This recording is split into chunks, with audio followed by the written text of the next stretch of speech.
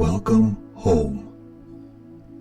Shalom jemaat EFCF Prodadi yang dikasihi Tuhan Yesus. Mari kita siapkan hati kita untuk memuji, memuliakan nama Tuhan. Kami undang jemaat Tuhan untuk bangkit berdiri. Terima kasih Tuhan untuk pagi indah ini, untuk kasih-Mu, untuk anugerah-Mu Tuhan dalam hidup kami. Buat hati ini Tuhan hanya tertuju kepadamu Tuhan, dan biar segala pujian, sanjungan, kemuliaan, dan keagungan hanya untuk Engkau Tuhan. Haleluya, amin.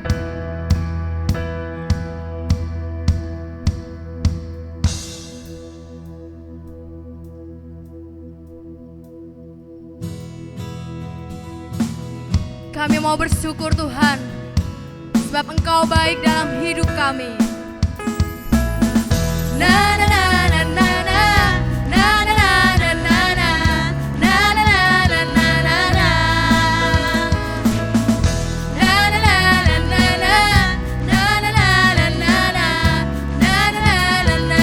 na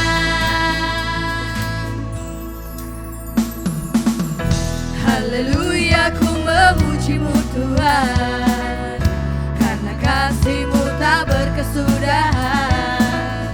Biar yang bernafas memuji Sang Raja, di atas gunung dan di dalam samudra. Tanganku ku angkat padamu, mensyukuri rahmat yang Kau beri. Kakiku melompat bagimu, sebab rahmat-Mu baru setiap hari.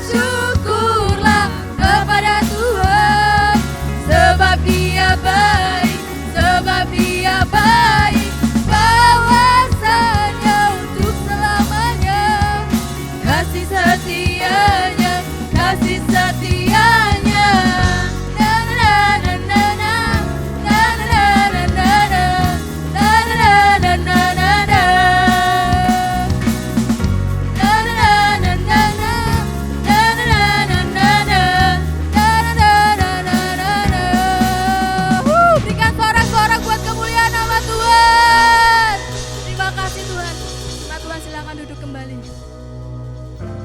Terima kasih buat kasih-Mu, buat anugerah-Mu dalam hidup kami Tuhan. Kami mau terus mengikuti Engkau. Kami mau berjalan bersama-Mu Tuhan. Terima kasih ya Tuhan, terima kasih.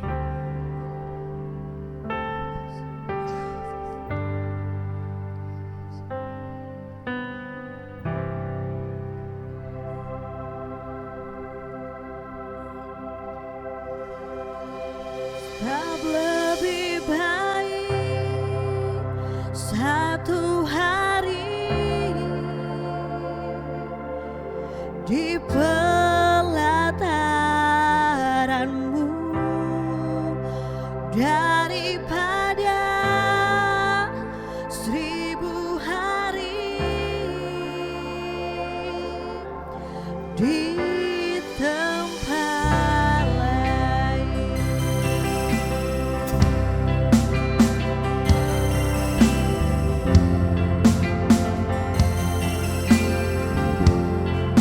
Sebab Tuhan Allah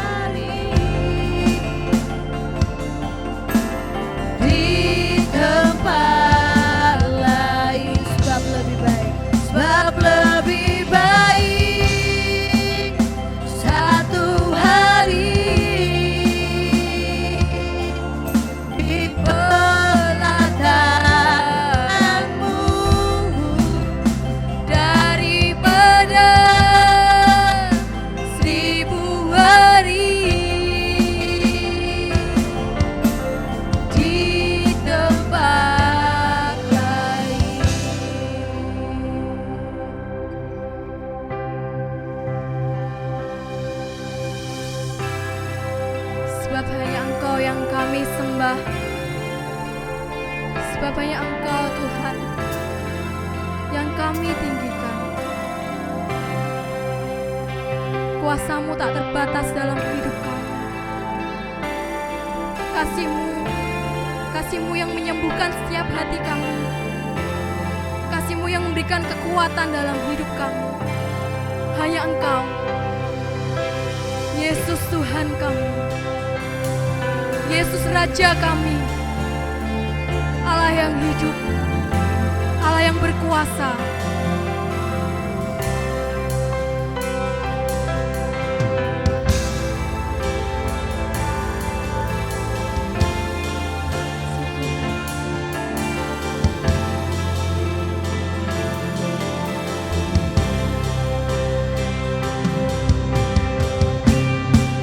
Sebab lebih baik satu hari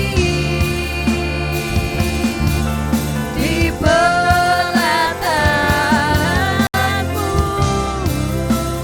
daripada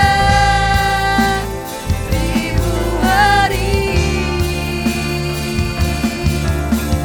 di tempat lain. Sebab lebih baik satu hari di pelataranmu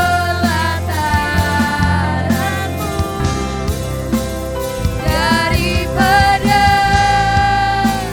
1000 hari di tempat lain. Sebab Tuhan Allah,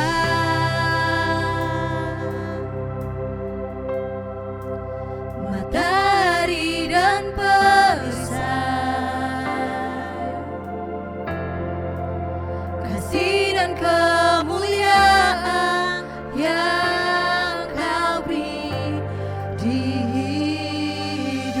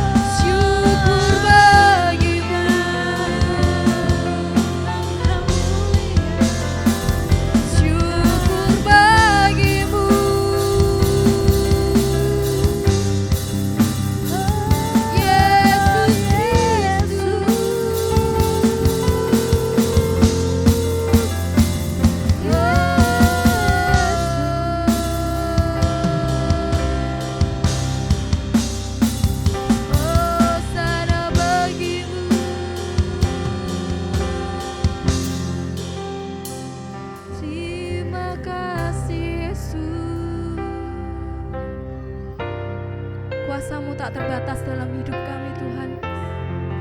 Kami menyerahkan semua kehidupan kami hanya ke dalam tangan-Mu, karena Engkau yang berkuasa atas hidup kami. Engkau kekuatan dalam hidup kami Tuhan Yesus. Terima kasih Tuhan. Kami undang jemaat Tuhan untuk bangkit berdiri.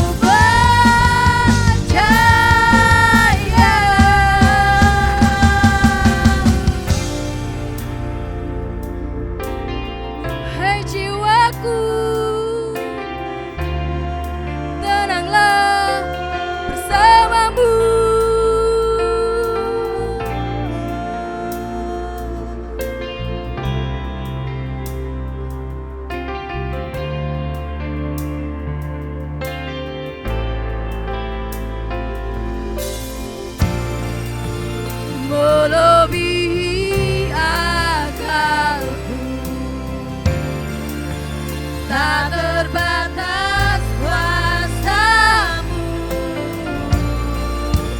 Oh Yesusku,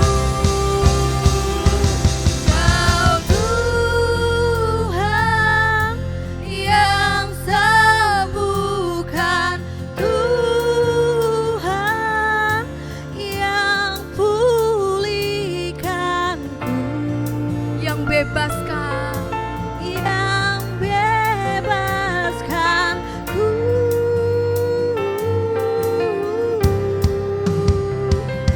Darah-Mu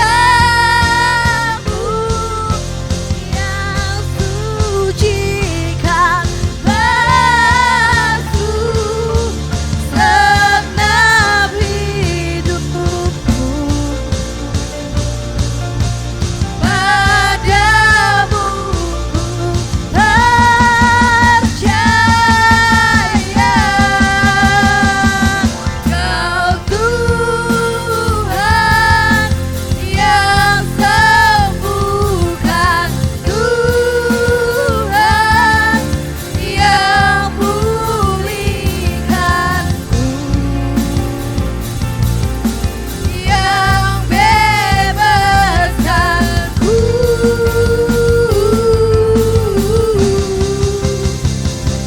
Darah-Mu yang sucikan basuh segenap hidupku.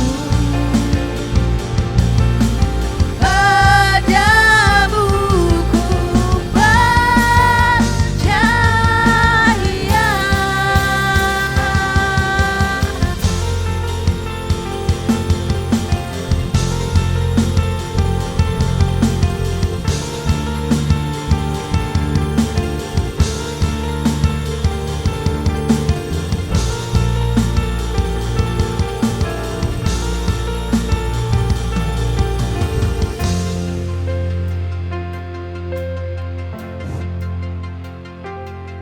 Tenanglah hai jiwaku, berserahlah pada Tuhan.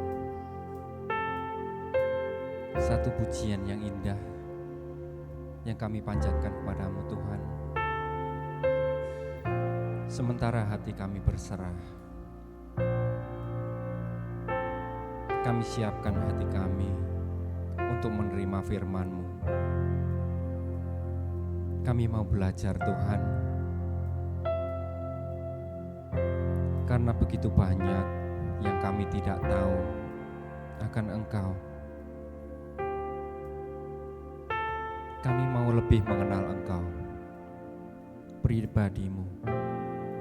Demikian juga Tuhan, supaya Engkau juga mengenal kami lebih lagi. Terima kasih Tuhan, pada kesempatan ini Tuhan bawa kami untuk hadir di tempat-Mu.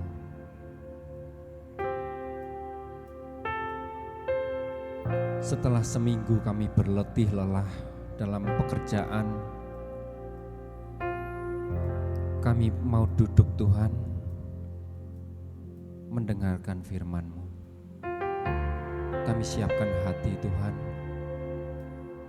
berfirmanlah, ajar pada setiap kami akan kasih-Mu. Kami siap mendengarkan. Terima kasih. Amin. Selamat pagi Bapak Ibu Saudara.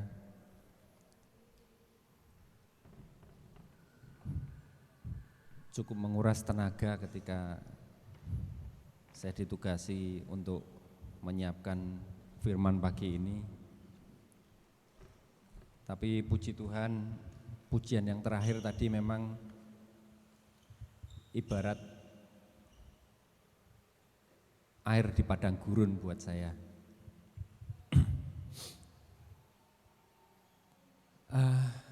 Slide-nya? Iya, enggak tahu kenapa saya tertarik dengan satu topik, yaitu iman yang bertumbuh.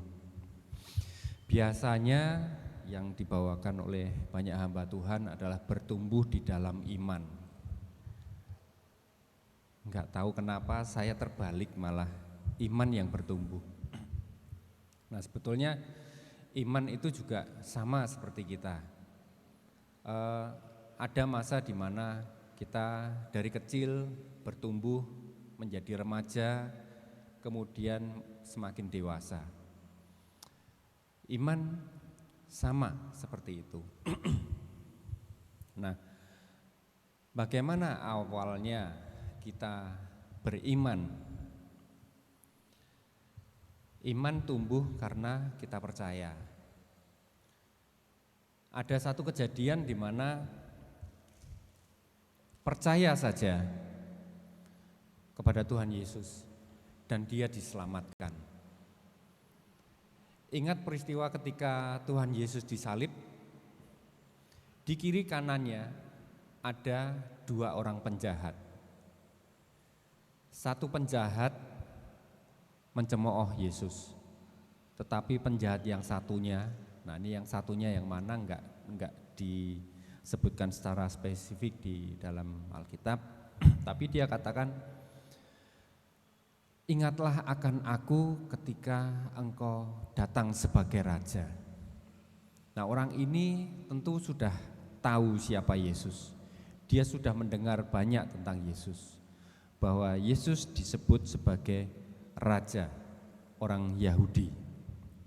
Tetapi dia disalibkan bersama-sama dengan dia. Istimewanya adalah meskipun penyaliban itu adalah sebetulnya ditujukan kepada orang-orang jahat, tetapi penjahat yang satu ini yakin bahwa dia adalah raja, sehingga dia katakan, ingatlah akan aku ketika engkau kembali sebagai raja. Nah, seberapa sih yang Tuhan tuntut dari kita soal iman itu? Yuk kita buka. Dalam Matius 17 ayat 20, saya ambil potongannya aja.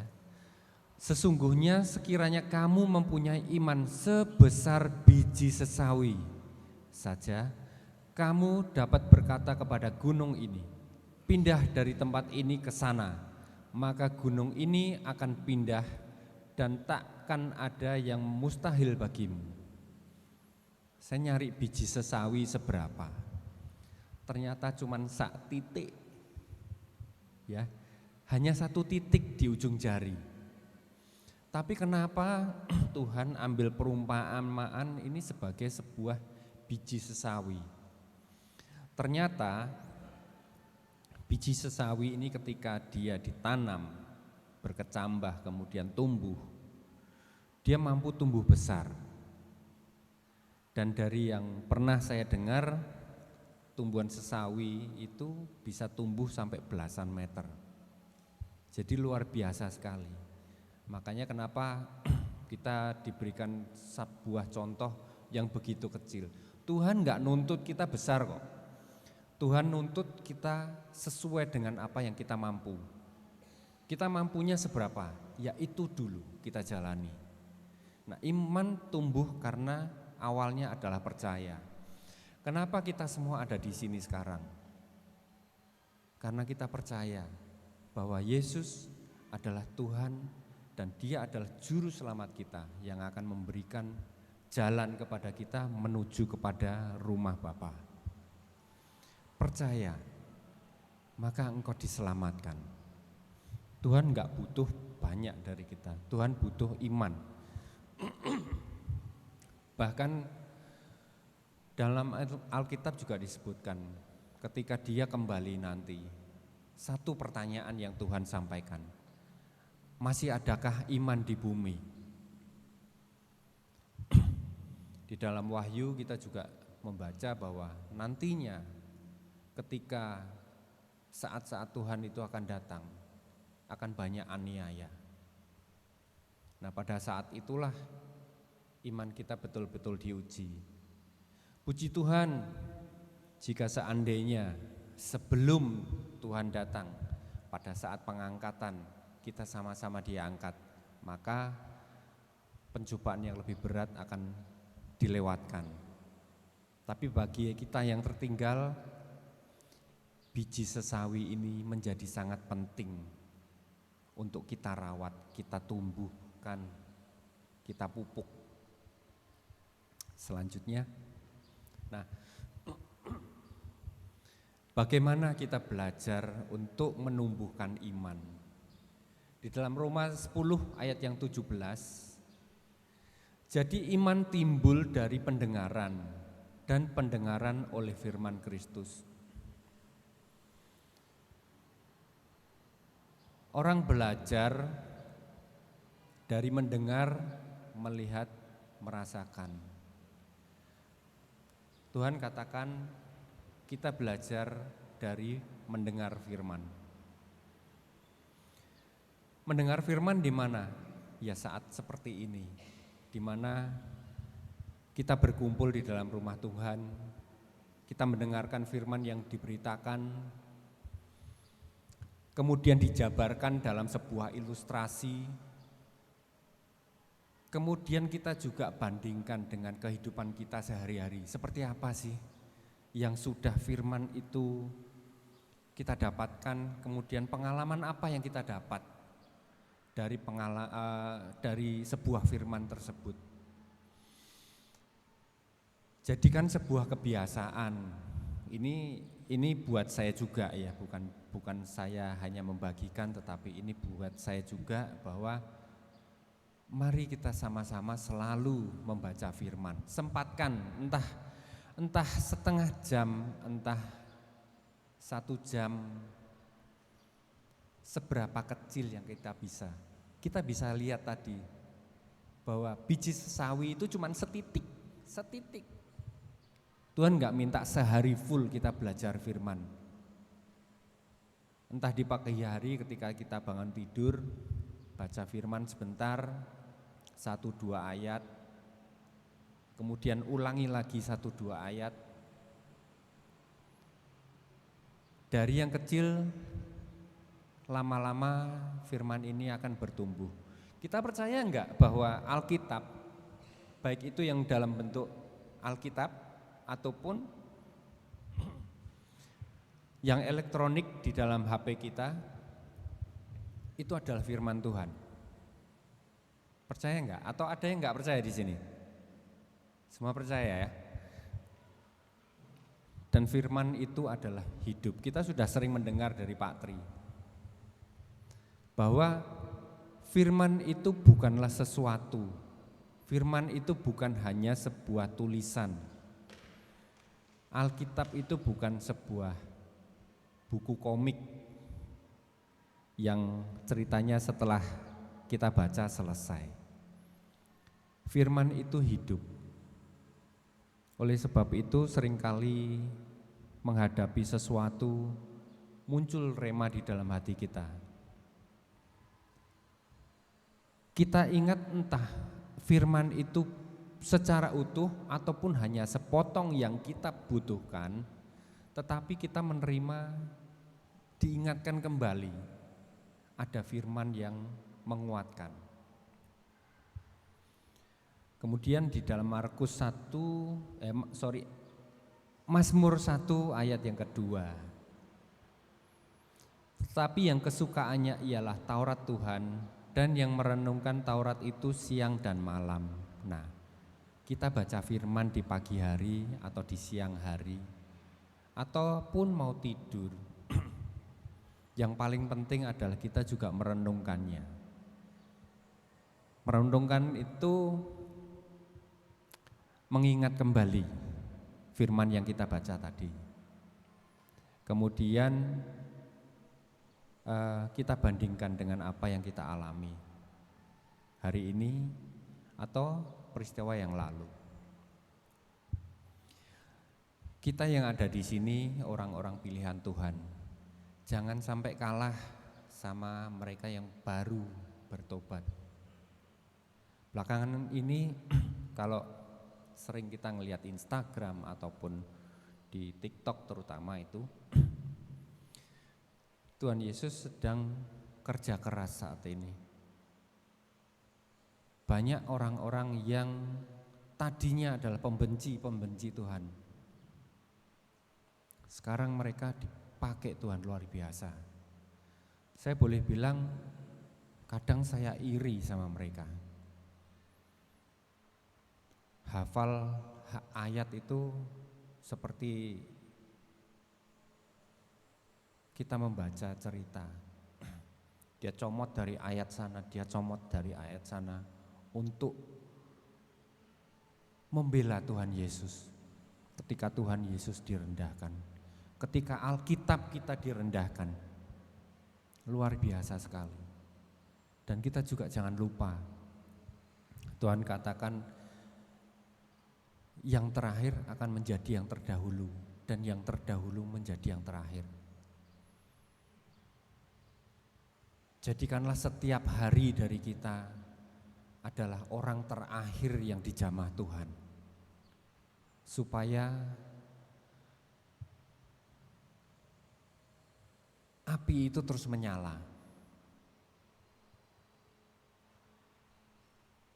Orang yang sudah lama berkeluarga, suami istri, kadang-kadang sudah enggak seperti suami istri.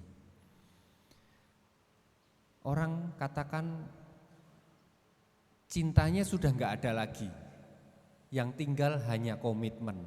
Nah itu jangan sampai terjadi sama kita. Apalagi kita terhadap Tuhan, jangan sampai. Jadikan setiap hari hubungan kita dengan istri, dengan anak, dengan keluarga kita adalah sama seperti saat kita pacaran. Lah kalau jarang ketemu gimana? Ya dulu jarang ketemu juga di pacaran, kan selalu pengen ketemu. Nah kalau sama Tuhan juga sama. Kita berusaha. Tuhan kan memposisikan dirinya sebagai mempelai laki-laki ya, dan kita adalah mempelai perempuannya. Jadikan kita ini sungguh-sungguh mencintai Tuhan, supaya Dia belum datang-datang, ya kita kepingin Dia ketemu, kita bisa ketemu. Ketemu dari mana? Dari firman-Nya. Kita belajar lagi. Saya juga perlu belajar lagi, menyediakan waktu berapapun, meskipun itu hanya sebiji sesawi setiap hari. Mari kita sama-sama tumbuhkan biji sesawi ini, kita kecambahkan dulu. Kita tidak butuh memindahkan gunung, kita tidak butuh membuat sebuah mujizat, tetapi kalau doa kita dijawab, itu kan luar biasa. Orang sakit kita datang, kita doakan. Atau kalaupun kita enggak datang, tetapi kita mendoakan, kita yakin doa kita akan dijawab Tuhan. Kenapa? Nah, mari kita buka selanjutnya. Ini Bible, Alkitab, itu adalah firman Tuhan. Kita sama-sama percaya kan? Nah, proses dari orang itu belajar itu melalui 3 hal. Baik itu belajar pengalaman kita sama Tuhan maupun belajar di sekolah. Sebetulnya prosesnya sama, yaitu lewat penglihatan, lewat pendengaran, dan lewat perasaan atau lewat sentuhan. Ini karakter orang pada umumnya, tetapi masing-masing akan berbeda dari kombinasi 3 ini. Seorang anak belajar sama-sama di dalam bangku sekolah, bisa saja dia hanya memperhatikan gurunya ketika gurunya ini menjelaskan pelajaran, selalu dia menulis sambil berbicara. Yang berfungsi dari anak ini adalah penglihatannya dan pendengarannya, karena dia belum nulis, belum apa-apa. Tapi ada yang sudah paham dan ada yang belum. Ada juga anak yang tipe belajarnya adalah dengan pendengaran. Jadi kalau dia membaca sambil diam, ya otaknya diam. rekamannya diam. Ada satu orang tua pernah datang di toko kami, cerita-cerita soal anak, mungkin saat Stefani dan Steven masih kecil waktu itu ya. Anak saya ini kalau belajar mesti ndremimil wae. Tak bilang diem gitu loh. Nggak bisa. Dia kalau membaca belajar untuk ulangan besoknya itu harus sambil ngomong. Oh iya Bu, berarti Ibu harus paham. Anak Ibu nggak bisa kalau dia belajar disuruh konsentrasi kemudian diam. Dia bukan Ibu, dia bukan saya. Nggak bisa. Dia disuruh diam, ya rekamannya diam. Nggak ada satupun yang masuk. Oh pantes.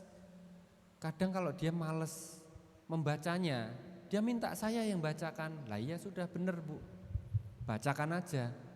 Tapi ibu juga harus melatih supaya ketika dia bertambah besar nanti, dia tidak mengandalkan ibu untuk jadi tape recordernya. Kalau dia senang dengan model seperti itu, rekam aja suaranya. Bab 1 dia baca semua sambil direkam. Nanti ketika mau ulangan ya tinggal didengarkan saja. Itu yang anak-anak tipe pendengaran. Nah kalau yang tipe perasaan gimana belajarnya? Dia harus merasakan, dia harus menyentuh. Jadi dia baca sambil dia nulis, baru mudeng. Saya itu paling lemah kalau disuruh menghafal. Sampai jadi mahasiswa itu musuh utama saya adalah menghafal. Kalau pelajarannya menghafal dan dosennya enggak favorit saya, aduh, setengah jam itu sudah bikin saya pules, ngantuk banget. Belajarnya 20 menit sampai setengah jam mentok, tidurnya 2 jam. Jadi enggak pernah selesai. Besoknya harus bangun pagi banget, gedandapan, bikin kopi lah, bikin ini, bikin itu. Tapi kalau dosennya saya seneng, mau sehafalan setebal apa, saya bisa. Nah, setelah saya enggak butuh menghafal, malah ketemu metodenya menghafal. Nah, padahal anak-anak saya sudah gede semua, sudah punya caranya sendiri. Mungkin nanti baru bisa diajarkan sama yang kecil. Itu tipe yang menghafalnya dengan perasaan. Sama. Saya juga dari seminggu ini ditugasi untuk hari ini saja. Itu sudah ganti-ganti topik terus. Enggak bisa-bisa, sampai hampir nyerah. Saya terus terang saya hampir nyerah. Jumat saya ketemu cuman judulnya tok, iman yang bertumbuh. Saya cari referensi, buka YouTube segala macam. Semuanya yang saya temukan bertumbuh dalam iman. Tuhan kok angel saya dapatnya kebalik. Referensinya semua bertumbuh di dalam iman. Saya dengarkan khotbahnya dari pendeta A, saya dengarkan pendeta B, nggak cocok. Sepertinya yang Tuhan mau itu bukan ini. Sampai waktu ketemuan sama Pak Tri itu juga baru setengah jadi loh. Jadi dibimbing Pak Tri lagi itu juga setengah, ya stresnya masih ada, tertekannya ya masih ada. Ya sudahlah, hari ini kebetulan saya harus jemput anak saya jam 1. Tak niati pulang dari rapat bareng Pak Tri, saya kerjakan lagi. Tulis hapus, tulis hapus, tulis hapus. Tuhan, gak selesai-selesai Tuhan. Tinggal Sabtu sama Minggu. Enggak selesai. Sabtu pagi mau dibikin, ada aja. Ditelepon lah, di WA lah, sampai siang.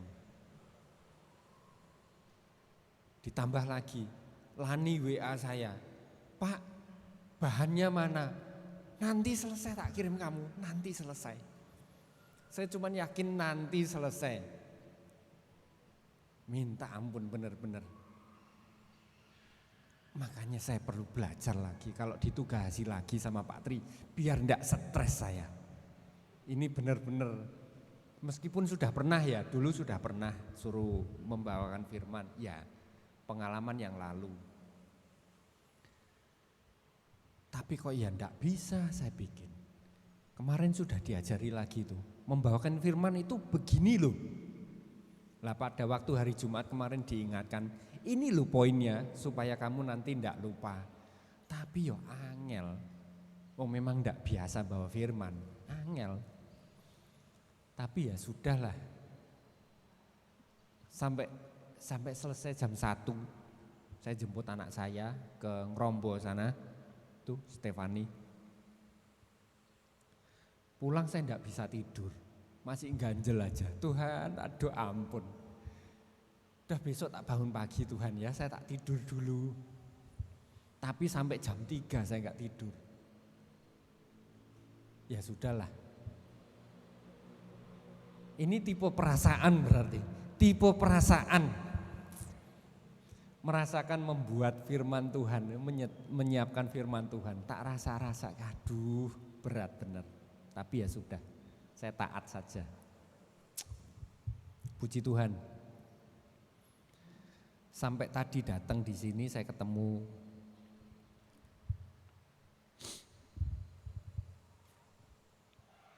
salah satu singer kita yang cantik di depan sana, Mbak Wendy. Saya bilang, stres saya, benar-benar saya stres. Semalam juga gak bisa tidur lagi. Tuhan, saya persiapannya kok cuman begini ya. Bikin slide juga cuman pendek.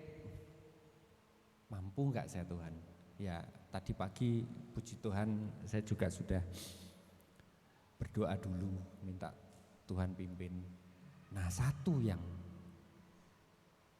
saya betul-betul rasakan adalah lagu yang terakhir tadi, pujian yang terakhir. Berserah sama Tuhan.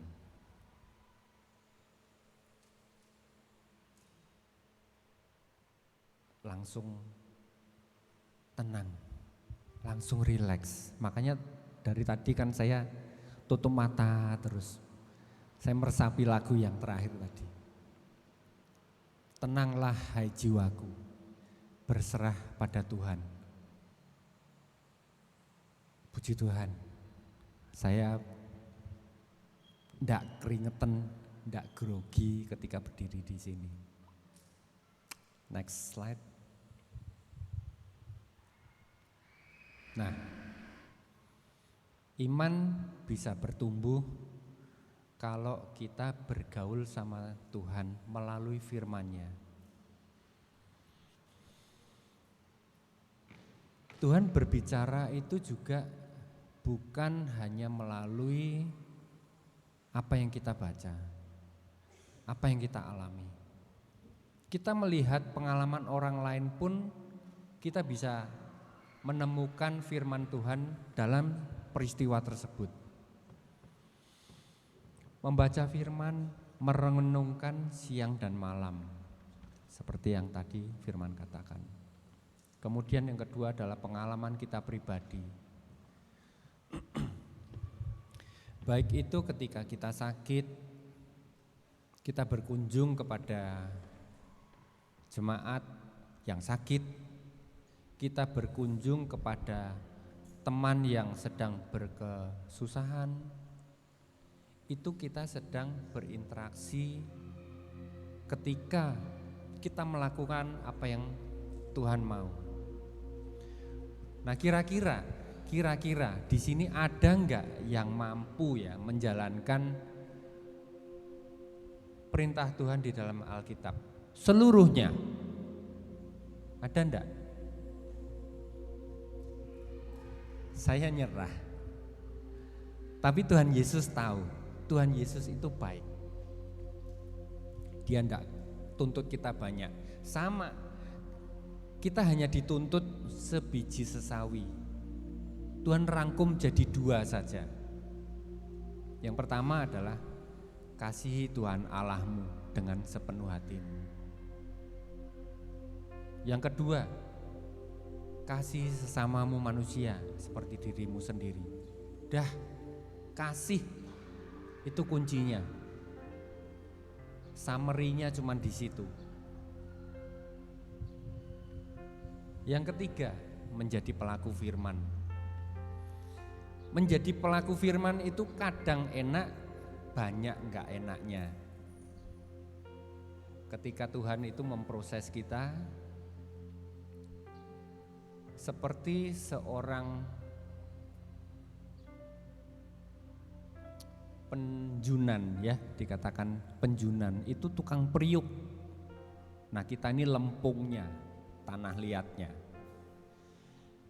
Proses sebelum dia siap dibuat tembikar ataupun dibuat pot dan sebagainya, itu dia diolah dulu kan, dilembutkan dulu. Kalau ada kerikil-kerikil dibuang dulu. Kalau ada batu-batu dibuang dulu. Nah, batu-batu ini adalah kepahitan-kepahitan kita. Dibuang-buang dulu sama Tuhan. Tujuannya apa? Supaya kita siap dibentuk. Nah, ketika proses dibentuk, dibanting-banting, dimpleng-pleng, diputer segala macam gitu ya. Itu adalah sebuah proses. Tapi kita tahu di ujungnya nanti akan menjadi indah pada waktunya. Terima kasih, Mas.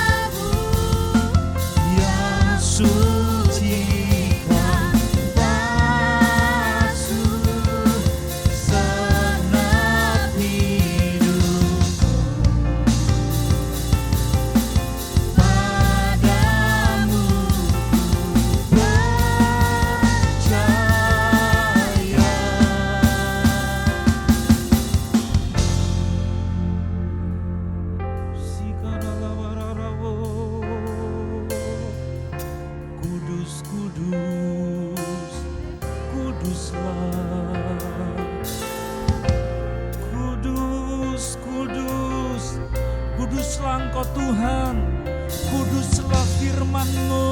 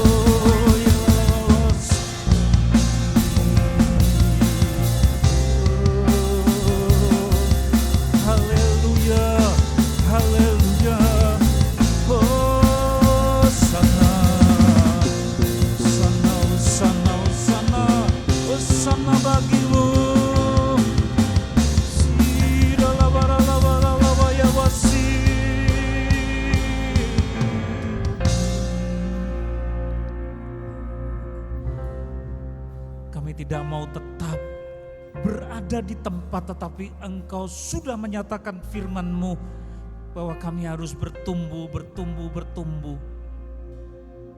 di dalam firman-Mu. Firman-Mu mempertumbuhkan kami. Kami bertumbuh dalam firman-Mu. Semua karena anugerah-Mu. Bukan karena keperkasaan kami, tapi semua oleh kasih karunia-Mu. Terima kasih Bapa. Kami sudah mendengarkan pesan-Mu. Engkau meteraikan dalam hati seluruh jemaat-Mu. Sehingga pesan yang kudus, yang suci, yang agung ini sungguh-sungguh akan mempertumbuhkan iman kami dalam Engkau. Meskipun dunia menuju kepada kebinasaannya dengan berbagai-bagai pencobaan, tapi kami terus bertumbuh di dalam Engkau. Engkau yang menolong. Bapak, Engkau memberkati hamba-Mu, Bapak Markus Haryanto yang sudah dengan taat dan dengan kerendahan hati telah patuh dalam pengutusan yang berasal daripada-Mu untuk meneruskan akan segala firman yang kudus ini. Meskipun melalui segala pergumulan, Bapak berkati seluruh keluarganya. Engkau memberkati Ibu Evi Indrayani, Engkau memberkati Stefani, Engkau memberkati Stephen, Engkau memberkati Sean, Engkau memberkati seluruh studi mereka, pekerjaan mereka, seluruh keluarga ini. Terlebih lagi ketika Engkau memanggil hamba-Mu ini untuk lebih lagi bertumbuh, maju the next level, untuk mengungkapkan cintanya kepada Engkau melalui gereja ini Tuhan. Melayani lebih lagi, Engkau yang memperlengkapi segala kelemahan manusia yang ada pada diri kami semua. Engkau Tuhan yang menolong, Engkau yang menopang. Terima kasih Tuhan, Engkau menolong dalam segala bisnis, dalam segala pekerjaan. Engkau yang membukakan pintu-pintu, bahkan pintu yang tertutup sekalipun Engkau berkuasa untuk membukakan. Ketika seluruh keluarga ini dengar-dengaran akan suara-Mu dalam pengutusan yang berasal daripada-Mu. Terima kasih Bapa. Dan bersama-sama dengan IFJF Global di seluruh dunia, kami bersepakat hari ini berdoa untuk negeri ini ya Bapa. Kebebasan beragama, kebebasan untuk beribadah yang belum terwujud. Masih ada gereja-gereja yang dianiaya oleh orang-orang dengan angkara murka. Kami berdoa Tuhan untuk jemaat-jemaat di pelosok-pelosok yang tempat ibadahnya dirusak, yang mereka menerima teror dan aniaya. Bahkan Bapak Presiden pun tidak mereka hormati. Bapak, kami berdoa untuk pembelaan yang berasal daripada-Mu, umat-Mu yang tersebar di seluruh negeri ini. Bapak, untuk situasi politik yang memanas, kami berdoa untuk anak-anak Tuhan, supaya mereka terus berpangku kepada Engkau, bertumpu kepada Engkau, dan bukan kepada persoalan-persoalan politik yang hanya menjadi jalan. Bapak, kami berdoa untuk kesejahteraan pemerintah. Engkau bukakan kebijaksanaan yang berasal daripada Roh Kudus. Kami berdoa untuk kota kami. Kami berdoa untuk negeri kami. Berdoa berkati tanahnya, berkati airnya, berkati udaranya, berkati tanamannya, berkati tumbuh-tumbuhan dan hewan-hewannya. Kutuk-kutuk laknat diubah jadi berkat. Segala macam laknat hal yang tidak baik diubahkan menjadi baik. Sehingga Purwodadi untuk kemuliaan-Mu, Indonesia untuk kemuliaan-Mu Bapa. Kami percaya doa dari jemaat-Mu IFJF Global di seluruh dunia Engkau mendengarkan dan Engkau mengabulkan sesuai dengan rencana-Mu yang indah. Bapak, jemaat-Mu sebentar lagi hendak mempersembahkan persembahan. Apa yang kami sudah persiapkan Bapak kuduskan, sehingga apa yang kami kumpulkan ini boleh dipakai untuk mendukung pekerjaan pelayan dalam gereja ini, tidak ada yang sia-sia di dalam nama Tuhan Yesus.